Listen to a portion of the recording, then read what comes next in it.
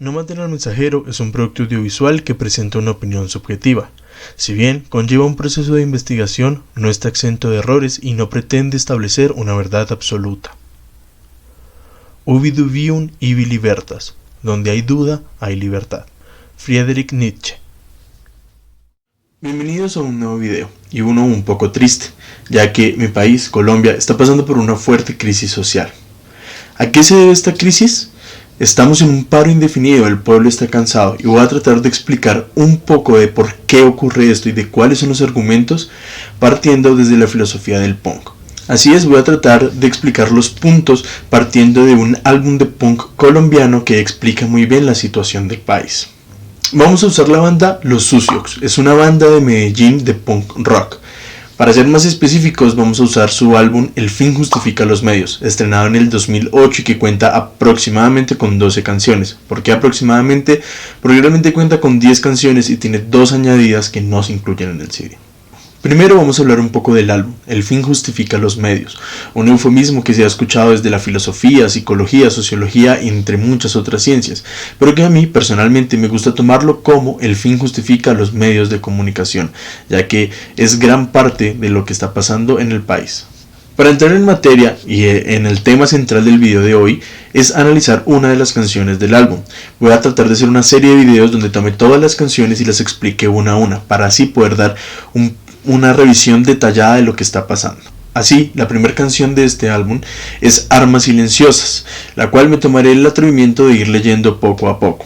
Pero como un pequeño spoiler, obviamente habla de todas las herramientas que un Estado tiene a su disposición para movilizar a un pueblo sin necesidad de ser armas letales o armas reales. Comencemos pues con la primera parte de la letra. Dice: una mano criminal apuntando a la ciudad, con armas que no hacen ruido, pero te mantienen sometido. Con el trabajo, religión, con los medios y la educación, manipulando su contenido para mantenerte confundido. Aquí podemos ver varias cosas. Las armas silenciosas no son solo los medios de comunicación, también se le atribuye a la educación, a la religión, al trabajo, entre otros. Un ejemplo de esto es Hitler durante la Segunda Guerra Mundial.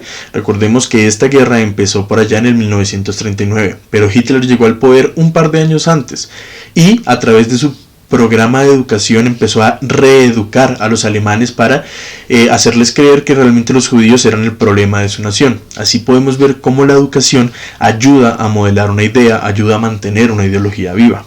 Con la religión pasa algo parecido, y es lo que decía Marx: la religión es el opio del pueblo. No quiero decir nada en contra de las religiones ni en contra de Dios, pero sí quiero decir que cuando el hombre es el que está ahí en cabeza de estas religiones, puede manipular fácilmente su mensaje y la gente suele creerlo fácilmente. Colombia, a pesar de ser un país laico, es fuertemente católico y cristiano. Y esto hace que muchas de las ideologías políticas entren por ese lado. Muchos políticos se acercan a las iglesias o a las religiones en especial para hablar y manejar su mensaje, y así ganan votantes y ganan adeptos, pues por el simple hecho de ser de su misma religión la gente le cree y no toma en cuenta algo más allá. La parte siguiente de la letra dice: distrayendo tu atención de la verdadera situación, con temas sin importancia para mantenerte en la ignorancia. Esta es una postura de los medios de comunicación un poco más actual. Hace referencia a la agenda setting o el establecimiento de la agenda, propuesto por Maxwell McCombs. La agenda setting es una teoría en la comunicación que dice que los medios de comunicación no dicen qué pensar, sino en qué pensar. ¿A qué me refiero con esto?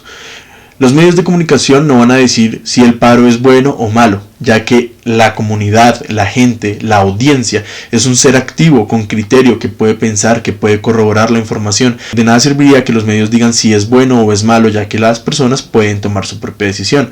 Entonces, ¿qué hacen? Prefieren no decir qué pensar, sino en qué pensar. Es más fácil desviar la atención y mostrar noticias de cómo está Venezuela para que los ciudadanos colombianos no pensemos en el paro.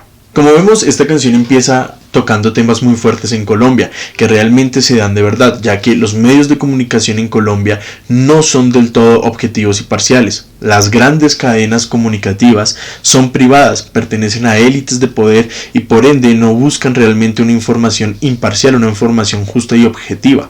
Esto se puede notar en las múltiples trampas semióticas o de lenguaje que utilizan estos medios de comunicación, repitiendo fuertemente unas palabras que afectan o atentan contra la integridad de los ciudadanos, o incluso mostrando las noticias de cierta manera que favorece a las élites de poder. A pesar de la agenda setting, los medios colombianos también intentan generar un pensamiento claro en los colombianos. Es decir, no solo nos quieren decir en qué pensar, sino que nos quieren decir qué pensar sobre esto. Obviamente esto es un grave error, ya que el pueblo, como dije anteriormente, no es un ente pasivo que solo recibe la información y la acepta sin más. Esto lo podemos notar con las recientes noticias que ha sacado, por ejemplo, RCN, donde muestra que Cali estaba celebrando por el retiro de la reforma tributaria, y todos sabemos que no es cierto. Como vemos, la reacción del pueblo en su mayoría fue contraria a esta y fue una queja, ya que no es un ente pasivo, ya que no estamos para creer mentiras. Siguiendo con la letra de la canción, podemos ver un poco de su coro, el cual dice: armas silenciosas para controlar el poder, manteniéndote ocupado, confundido y desinformado. Guerras tranquilas que nadie puede ver o entender, viviendo de lo precario y agradecido. Como vemos, este coro refuerza las ideas que se han trabajado anteriormente, de todas estas armas silenciosas formadas por los medios, por la educación, por las religiones, que disparan tantas ideas que realmente confunden al pueblo y es difícil concentrarse y concretar una idea clara para saber qué está bien y qué está mal. Una parte importante que menciona el coro es las guerras silenciosas que nadie puede ver o entender. Precisamente en Cali se está viviendo una situación muy parecida a la guerra, con la diferencia de que no hay dos ejércitos enfrentados. Es un ejército que es la policía y los militares fuertemente armados en contra de unos civiles que no pueden optar por más que piedras y palos. Pero lo importante aquí es cómo se oculta la guerra. Y es que Colombia tiene una historia larga de ocultamiento de guerras. Por lo general, las personas de la ciudad no vemos la realidad que ocurre en el campo. Todos los muertos, las guerras, los enfrentamientos y demás. Así que sí, los medios de comunicación colombianos se han encargado muy claramente de encubrir esta guerra por años. Hay otra parte importante que dice viviendo en lo precario y agradecido. Aquí se habla del conformismo. Para esto podemos referirnos a un autor, Herbert Kellman. Este autor planteó y habló sobre el conformismo en sus teorías y nos postuló tres tipos de conformismo, que son cumplimiento, identificación e internalización.